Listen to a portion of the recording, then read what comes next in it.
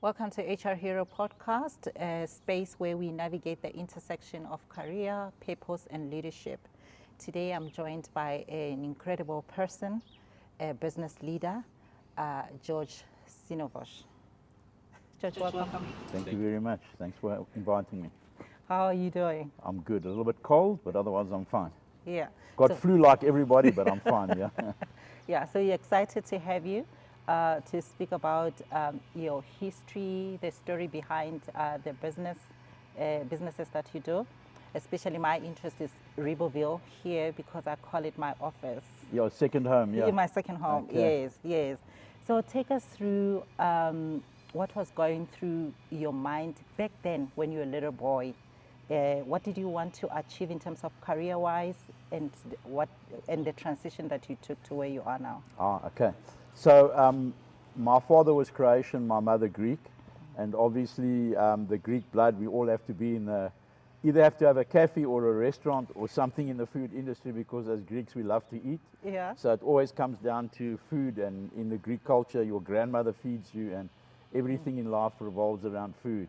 So when I finished school, I went to varsity, and my father was in the transport business. So I joined my father in the transport business, and things evolved, and so happened that I started transporting fresh fish. I didn't enjoy the transport business, and then I opened up a fish shop. Yeah. And then I started the Godfather, where we either sold fish raw or we cooked it. So eventually the Greek blood was the strongest, and I ended up having some, not cafes, some restaurants. Yes. So the Greeks, as a rule, as you know, a lot are in hospitality, and that's where we migrate to food. So that's my journey, and that's how I ended up being in the restaurant business. Yes. So how is it going? So you have multiple restaurants. You've got the Godfather.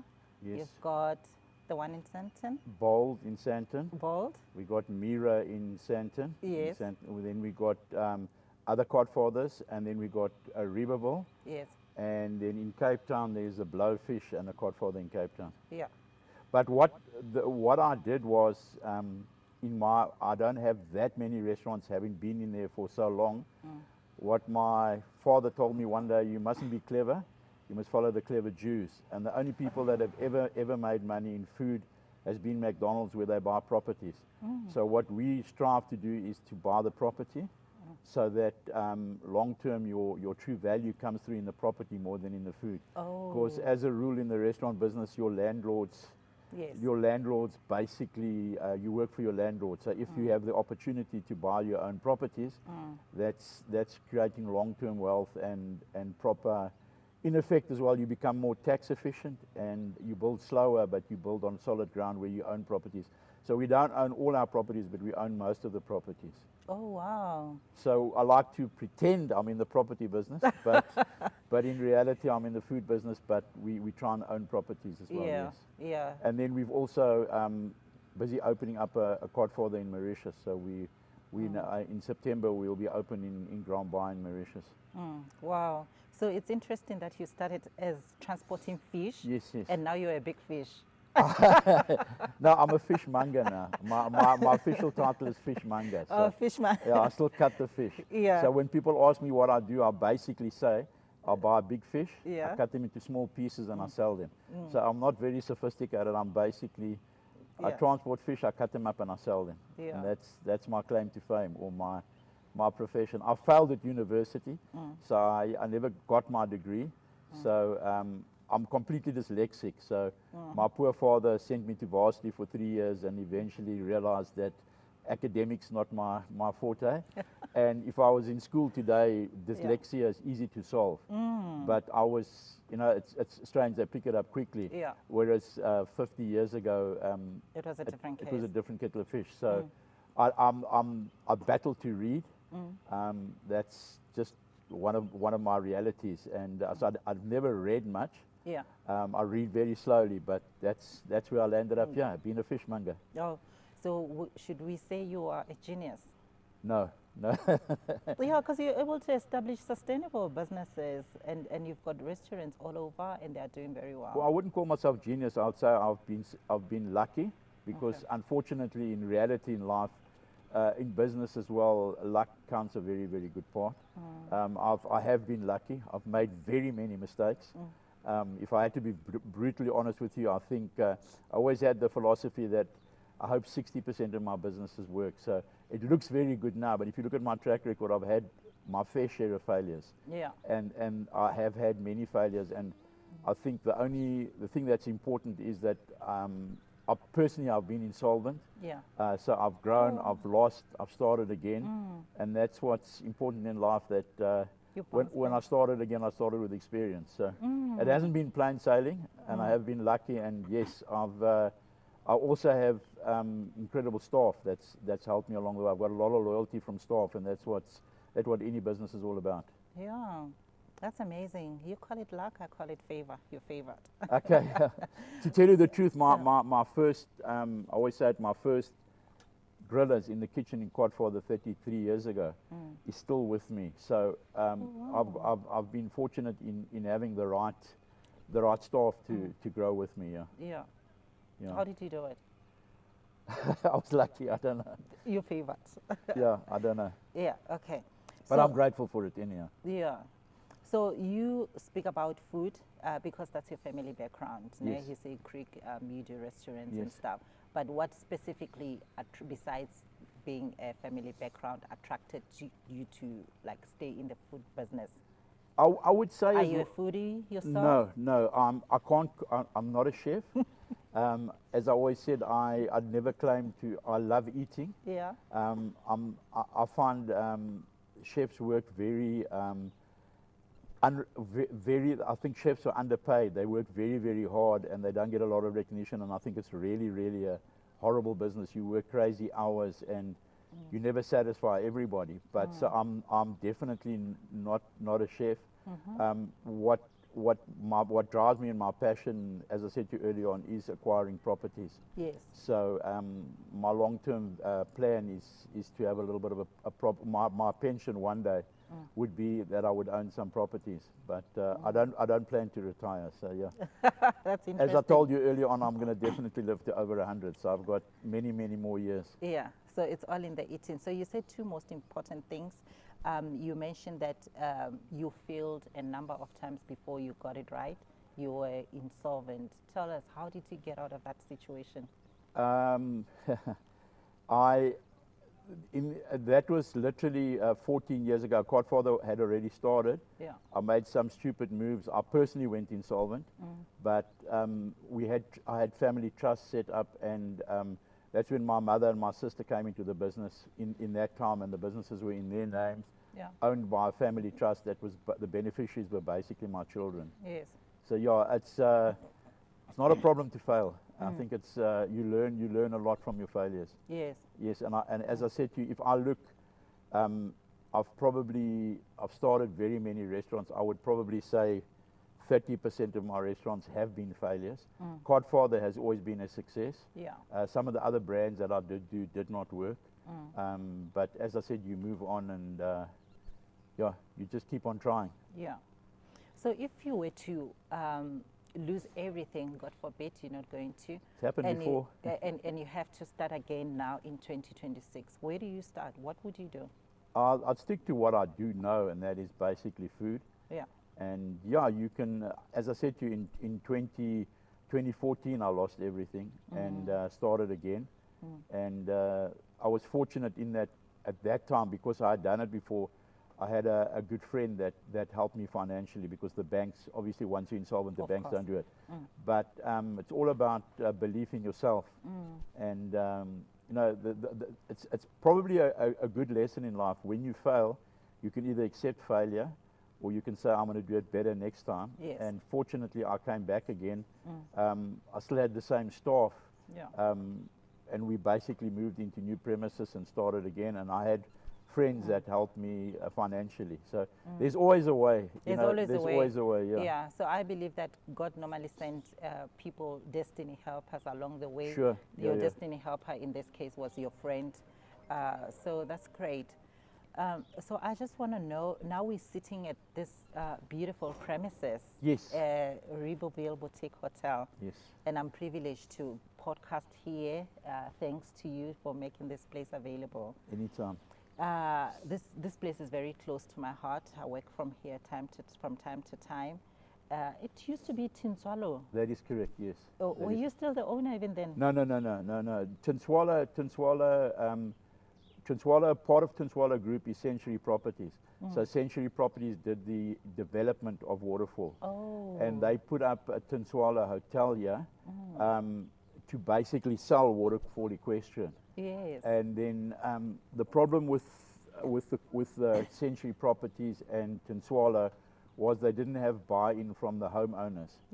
So okay. when the developments were finished, one of the homeowners at Waterfall Equestrian was a very good customer at the Godfather. Oh. And he brought me, he wanted me to put a Godfather in here in Waterfall Equestrian. Yes. In the Tinswalo place. So I bought it and we changed it to Riboville. There was a specific reason for the name that I'll come to. And then we didn't open a Godfather, but we opened a Godfather across the road in Polo Field. So there's one just Polo Fields across the road. Couple of meters away from here, Yeah. So the reason for the name Riboville, which was I wanted to ask you that quite question. interesting. So yes. My late father developed a suburb in Pretoria called Sinovich. Yes. Okay, which was named after, it was my grandfather's farm, and our surname is Sinovich. So he developed Sinoville and called it Sinoville after the Sinovich name. And then in 1972, he opened up the newspaper, and there was the Durban July race was always, especially many years ago, it was really a highlight. It's still popular, but it was the highlight of life. And he opened up the newspaper and he saw a horse there called Riboville. And he said Riboville sounded like Sinoville. So in 1972, that horse was 100 to 1. Yeah. It was absolutely the complete donkey. So he put 1,000 rand on it. And in 1972, 100,000 rand was a lot of money.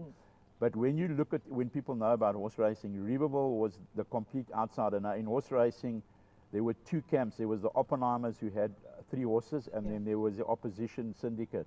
And Riboville was in the opposition syndicate. So the favorite was in the stables of the Oppenheimers. And in horse racing, they always send out a pace setter. So normally the donkey horses go out first, get the race going, and then the champions pass them. So what happened, Riboville went out and he was the pace setter. And then the Oppenheimer's horse, I think it was Elevation, I'm not sure, came past near the end and passed Riboville, but the jockey fell off. So across the line first was Elevation, the favorite, without the jockey, which disqualified him. Then came Riboville, and the most amazing thing is there was then 5 lengths before the next horses came in. So it was the biggest upset of horse racing history. And when this opportunity came to buy Tinswalo, they said they were going to sell me the hotel excluding the name because they had the other hotels. And being on the equestrian estate, it gave us a good opportunity to call it Riboville. And if you see at the entrance, obviously from 1972, the youngsters today don't realize the story. But in 1972, this was a big conspiracy.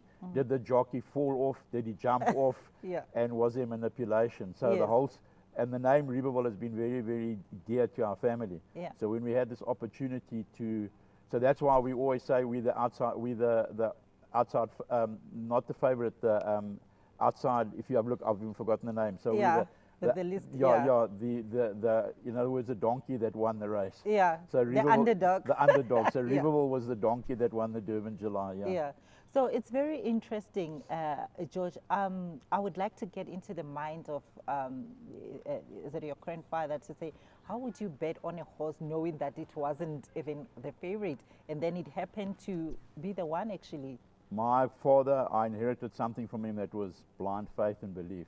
Oh, wow. So when he opened up, I remember it well at the time, 1,000 rand then was quite a story. And ironically, the bookmaker was married to my aunt. A guy in Pretoria called Jerry Lewis, a Pretoria bookmaker, and he said to him, you cannot put 1,000 rand on it. It was just too much money. And my father never ever doubted that it would win. So when you said earlier on, when I started again, I think my father taught me blind faith, so or belief, whatever you want to call it. So he was so determined it was going to win, and maybe he willed it, but it was a big risk. And to tell you the truth, he backed on the Durban Julys after that until the day he died, but he never won again. So that was that was the it, moment. Yeah. Everyone thought he was a horse whisperer and he knew everything, but it was just pure luck. Yeah, It was favor. pure luck. Yeah. Yeah. So, so the power of relationships.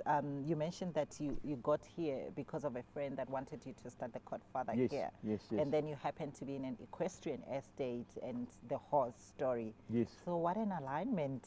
Yes, it is. The fortunate part that I've also had for the great success of Godfather has been the loyalty of my customer base. Yes. And my customer base is completely main market. If you come to Godfather, if you come to Riboville, if you come to my restaurants, it's basically, I've been fortunate to be in with the African market. Yeah. Somehow they have been my customer base and they've been very, very loyal. So the customer that brought me here was Lifa Mteta, who basically owns properties here and has been a very, very loyal customer at Godfather for many years. So yes, customer loyalty has been, I've been very lucky with that, and I do have a very strong customer base that have been with me through thick and thin. So yeah, I do have a very loyal customer base, which is important. And as I said, it is main market. It's the African, the elite. I mean, our restaurants are not cheap. Yeah. We're not cheap at all, but we do market at the higher income groups, and they've got spoiled for choice, but they have been very loyal to us. Yeah. So I can attest to that, to say in terms of relationships, I think I would say for here as well, mostly it's about relationships and the service that people get, What and we the try feeling of what we try and do, sorry comfort. to interrupt you, what we've always tried, our holding company is FSH, which is the group, and our philosophy, and my sister who's been in the business with me forever has always done the training of the staff, and our whole philosophy is that we must try and be a family. Yes. So I think when you come into any of our restaurants, we don't have amazing service, but we have friendly service. So our people, we rather let the waiter be more friendly than more abrupt and professional. So we try and create a family environment. And it feels like that. That's what we strive for. Yeah, we get it. We don't get it right all the time, but we try and do that. Yeah. Yeah, it feels. So like our that. customers basically become family. And what I must attest to is, as soon as we open a new place, we got a lot of loyalty. So we mentioned, if you have a look, we've never been big on marketing. Yeah. Our marketing's always been very, very light. But what we rather do is build customer relationships. Yeah. And the word of mouth goes. Yes. Like now I bring my friends, and my friends, they bring their friends, 100%, and that's how we don't always happens. get it right. We have our Yeah. bad days, but we try and try and get it there. And I think, to your point, building a customer loyalty, when those bad days happen, the Yeah, of customer course, understands of course, that it's out of character for this to happen. Yeah, So we but have to sadly it does understand happen, Yeah. and people are forgiving when you've come a long road with them, because there's a lot in the restaurant business, in hospitality. There's a lot of competition. There's a lot of guys that open very expensive, very glamorous restaurants, and people will go there once or twice. But if you're honest, if you come into an establishment, you're spending a lot of money, and what you want is you want to become there and feel spoiled. Yeah. You want to feel like you're coming home. I mean, for me, I've always said our food at Godfather, at Bold, at Riboville, is like the food my grandmother cooked. There's not a lot of fancy food. It's basically wholesome food. It's fresh food. It's not. We don't have 15 different garnishes on the plate. It's very simple, but it's tasty. Yes. And it's basically the food your grandmother would cook for you. So if you look at our menus, there's nothing fancy about it. It's basic food. We try and get the freshest ingredients, and it must feel like you're at home with your grandmother. And again, in my head, always I remember the days of eating in my grandmother's houses, and that's the kind of feeling that we try and create, that family environment. Yeah. Inspired by family. Yeah. So you're big on family. Yes. Yes. Do you want to talk to us about your family? I'll need a week. I'll You'll need need a a week week. to tell you my It's a story. long story. It's, Okay. like the big fat Greek wedding. I'm sure you saw that movie. We Yeah. live those lives. Yeah, Yeah. we interfere in each other's lives, and we Yeah. tell each other what to do. But at the end of the day, the family is always there for Yeah. us when we need it. My mother and my sister were.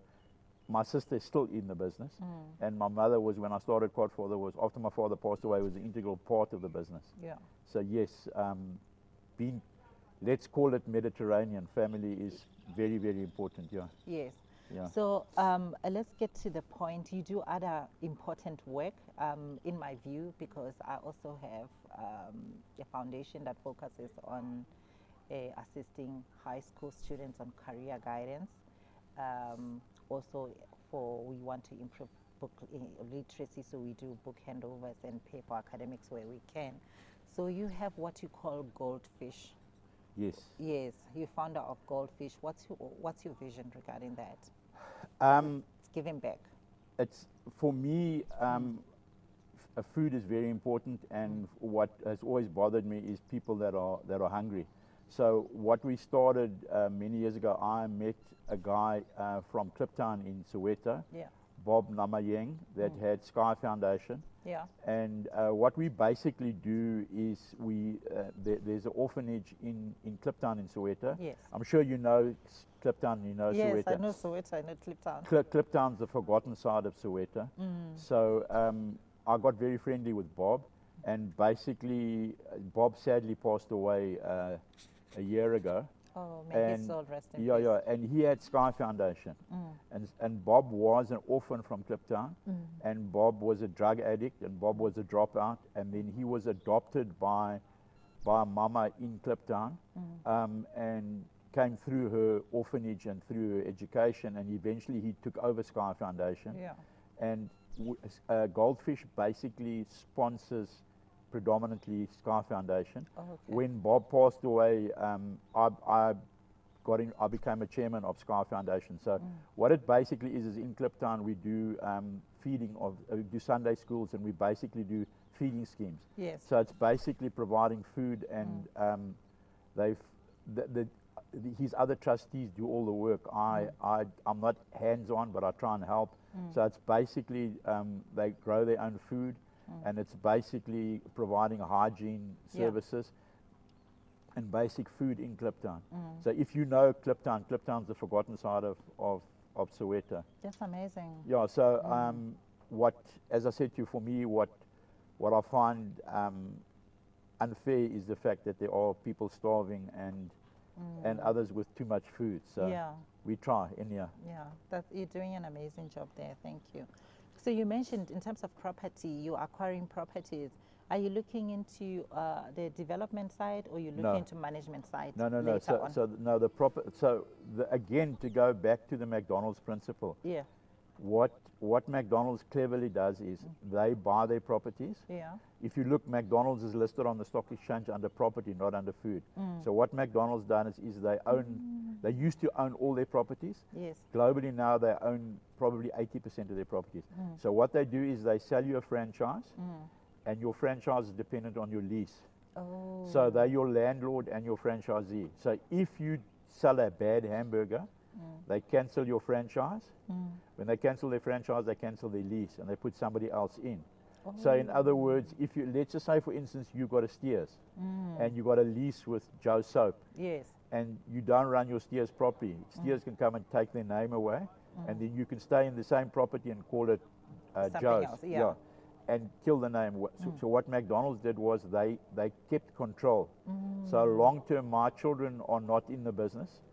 They've all got their own careers. So long term, my plan is to do a management buyout. So the management buy the operations company, Oh. and then they sign a lease with the property companies, and they pay franchises so that my children can, and in perpetuity, they can earn rentals income, they can earn franchises, and if the staff don't run it properly, you have the opportunity to say, I'm giving you warning 1, 2, 3, 4.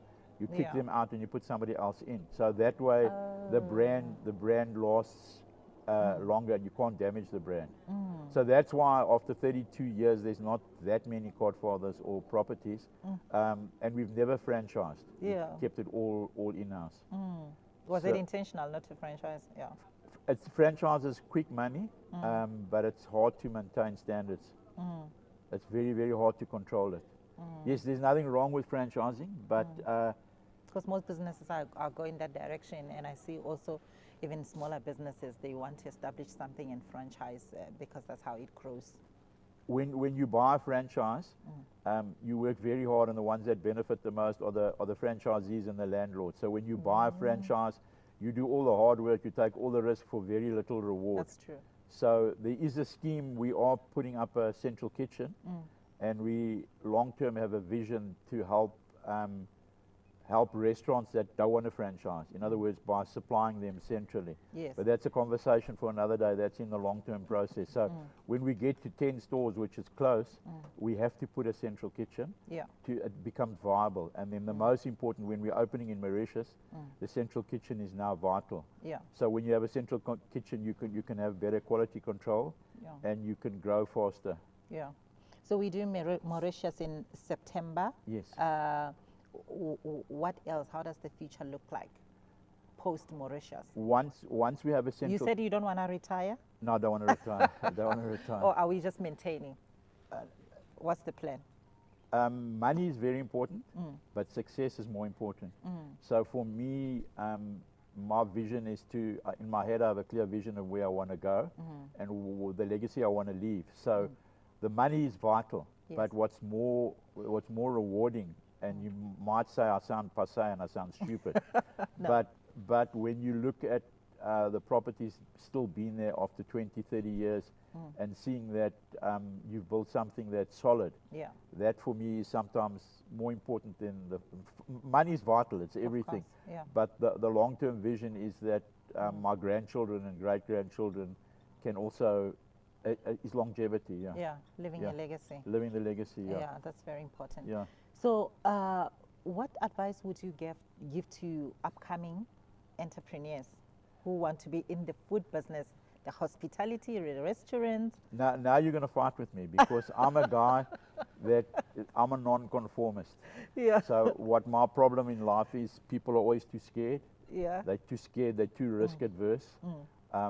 And society, the governments, the banks, all tell you, you can't do this, you can't do this, you can't do this, you don't have this, you have to have an education, you have to do this. And the only way to succeed is to jump in, and when you fail, to jump in twice. And that's been the story of my life. I've been up and down and up and down. Yeah. And you said earlier, if I lost everything today, yes, it's that person. I'm not scared of debt. I'm not scared of risk, to my own detriment. Yeah. But that's the only way to succeed, in my opinion. So, to a young entrepreneur, you just got to believe and do it. And you're not going to get it right first time, and maybe you're going to get it right fifth time. I mean, there's a lot of classic stories with Kentucky Fried Chicken, when Colonel Sanders started it at 75 years old. And he was an absolute dropout, and today Kentucky is a global brand. So, yeah, it's just belief, and society and education and banks will tell you can't do it, and that's when you have to do it. Yeah. So it's all about belief. Yeah. At the end of the day, it's all, the destiny is in your hands. You can, and society, and now I'm sounding like a anti-conformist and a Illuminati specialist, but society and things try and hold you back. Yeah. So you just got to believe in yourself and do it. And do it. Yeah. Wow. And keep on doing it. And keep on doing Keep it. on doing it. There's no, you can't relax. Yeah. The world today, it's very interesting in business.